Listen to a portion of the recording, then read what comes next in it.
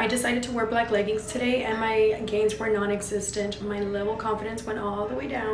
But then I remembered that all I had to do was pick some neon colored leggings and shove them up my ass, and everything was much better.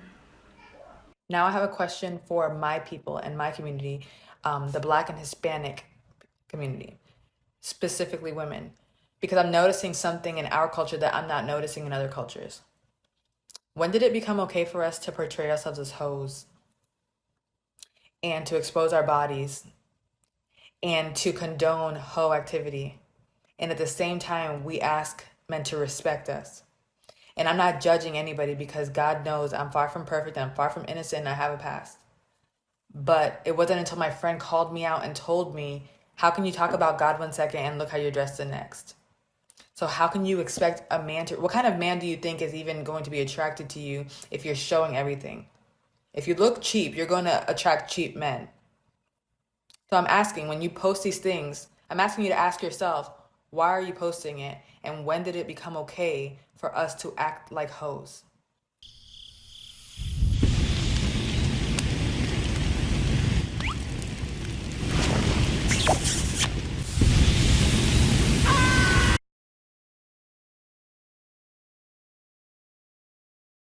I think this is a funny perspective because if a lot of women were honest, which a lot of us don't be, if a lot of women were honest, we don't, this whole, I don't need no man, I can take care of myself. Yeah, but you don't want to have to. You would like to be able to feel safe enough financially, emotionally, in a relationship to not have to work how you've been working. That doesn't mean that you become a slave and that you have nothing for yourself anymore. It's just the fact that you trust a man enough to submit, which doesn't mean wilt over and die, but you trust him to know that he's got you. You don't have to be up on your guard in masculine energy. Everyone's like, there's no such thing. Yes, there is.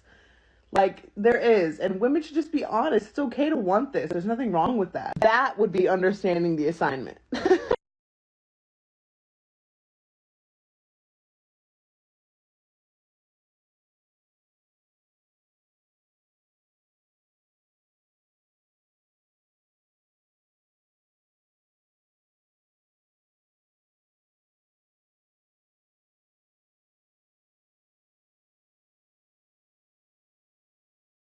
Most of these women love the guy that shows them less attention, but they are more attracted to the guy than the guy is to them. That turns them on.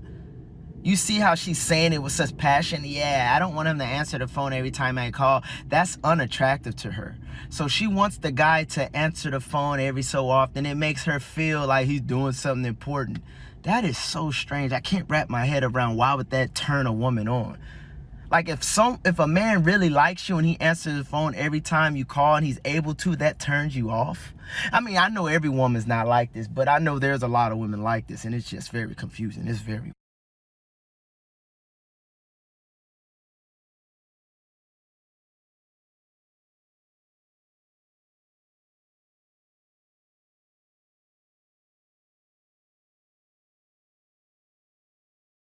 Men over 6'3" have no personalities.